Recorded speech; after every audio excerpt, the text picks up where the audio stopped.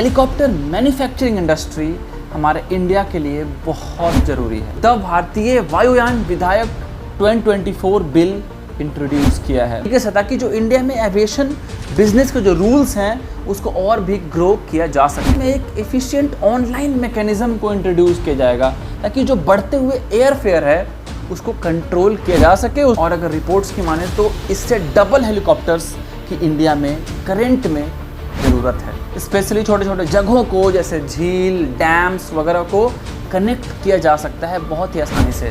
और अगर इंडिया में डिज़ाइन एंड मैन्युफैक्चरिंग के ऊपर ध्यान दिया गया तो इससे आत्मनिर्भर Bharat. Hello guys, welcome back to the channel. Myself Rajiv Ranjan and are watching the aviation mind. So guys, Economic Times में छपे एक रिपोर्ट्स की माने तो aviation minister Ram Mohan Naidu India में हेलीकॉप्टर इंडस्ट्री को प्रमोट करना चाहते हैं, हेलीकॉप्टर मैन्युफैक्चरिंग को प्रमोट करना चाहते हैं। आखिर क्यों? आखिर वैसे हेलीकॉप्टर में क्या देख रहे हैं जो इसको प्रमोट करना चाहते हैं? और साथ ही साथ आज के इस वीडियो में हम लोग समझने की कोशिश करेंगे कि आखिर इंडिया में हेलीकॉप्टर इंडस्ट्री क्यों ज़रूरी है। Why helicopter industry is essential in India and in world. और गाइज, आप में से जो लोग भी एविएशन इंडस्ट्री में, इंडियन एविएशन सेक्टर में अपना कैरियर बनाना चाहते हैं, हेलीकॉप्टर इंडस्ट्री में अपना कैरियर बनाना चाहते हैं, उनके लिए आज का ये वीडियो काफ़ी खास वीडियो होने वाला है। बिकॉज आपको बहुत तगड़ा मोटिवेशन मिलने वाला है एविएशन सेक्टर को लेकर, specially helicopter engineering, helicopter division को लेकर।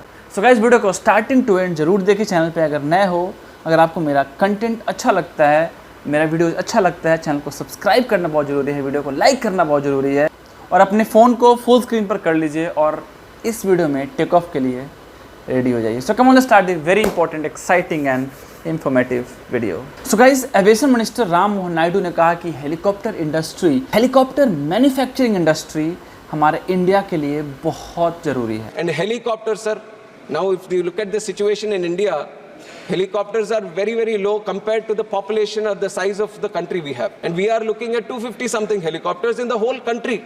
So there is a great opportunity to tap into the helicopter services in this country, sir.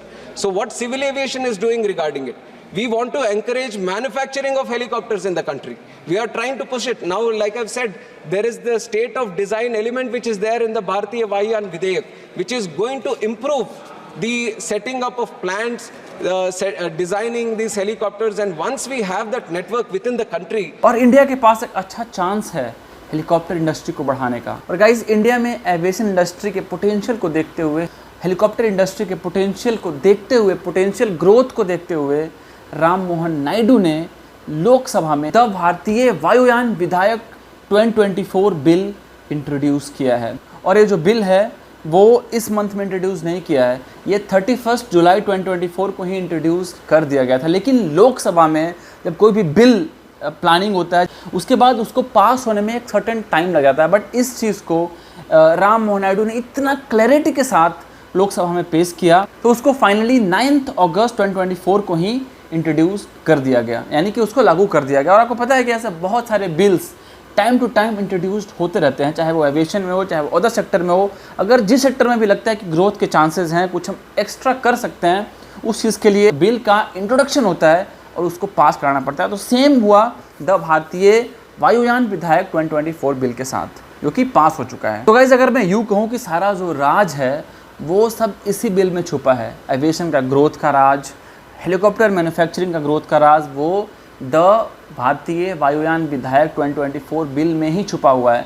तो आइए जानते हैं कि आखिर इस बिल में एविएशन के ऐसा किस कॉर्नर को इम्प्रूव करने की कोशिश किया जाएगा, किस तरह से प्लानिंग चल रहा है एविएशन को ग्रो करने का, हेलीकॉप्टर मैन्युफैक्चरिंग को ग्रो करने का, और इस बिल में क्या कुछ है।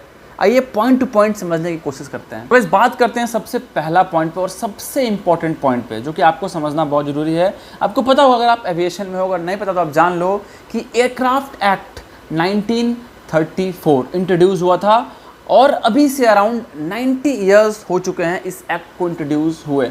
इसमें अराउंड 21 अमेंडमेंट्स हो चुके हैं, जैसे कि राम मोहन नायडू ने बताया। और वैसे भी आप डिटेल्स चेक कर सकते हो एयरक्राफ्ट एक्ट 1934 सर्च करके। तो अराउंड 90 ईयर्स इसको हो चुके हैं, उसमें 21 टाइम टू टाइम अमेंडमेंट्स इसमें होते रहे हैं। बट अब टाइम है इसको चेंज करने का, इसको रिप्लेस करने का नए तरीके से, ताकि जो इंडिया में एविएशन बिजनेस के जो रूल्स हैं उसको और भी ग्रो किया जा सके। और इसलिए भी ग्रो नहीं कर रहा है बिकॉज 1934 एक्ट के हिसाब से उतना फ्रीडम नहीं है एविएशन में, एविएशन मार्केट को ग्रो करने का, तो इसको रिप्लेस करने का बात इस एक्ट में कहा गया, जो कि मुझे काफ़ी अच्छा पॉइंट लगा ये। और गाइस अगर बात करें सेकंड पॉइंट की, जो कि मोस्टली एप्लीकेबल है शेड्यूल्ड एयरलाइंस के लिए, तो वो लोग क्या करते हैं कि सीजन के हिसाब से जो प्राइस है फेयर का वो ऊपर नीचे होता है। तो इसके लिए भारतीय वायुयान विधायक बिल जो है, इसमें ये बताया गया है एक एफिशिएंट ऑनलाइन मैकेनिज्म को इंट्रोड्यूस किया जाएगा, ताकि जो बढ़ते हुए एयर फेयर है उसको कंट्रोल किया जा सके, उसको मॉनिटर किया जा सके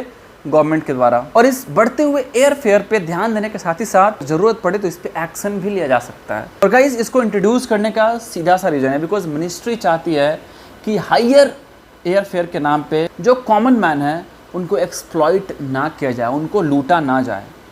और गाइस नेक्स्ट जो पॉइंट है इस बिल में वो ये कि एयरक्राफ्ट डिज़ाइन एंड मैन्युफैक्चरिंग के ऊपर ध्यान दिया जाएगा। तो इससे सीधा फ़ायदा उनको होगा जो एरोनॉटिकल इंजीनियरिंग करना चाहते हैं, जो बीटेक करना चाहते हैं, specially in aerospace aeronautical engineering से। एरोस्पेस से करेंगे वो मैन्युफैक्चरिंग में जा सकते हैं, जो एरोनॉटिकल से करेंगे वो डिज़ाइन में जा सकते हैं, और जो मेंटेनेंस से करेंगे वो मैन्युफैक्चरिंग मेंटेनेंस इंडस्ट्री में आ सकते हैं। तो इससे स्टूडेंट्स को जो एविएशन एस्पिरेंट्स हैं उनको काफ़ी ज़्यादा फ़ायदा होने वाला है।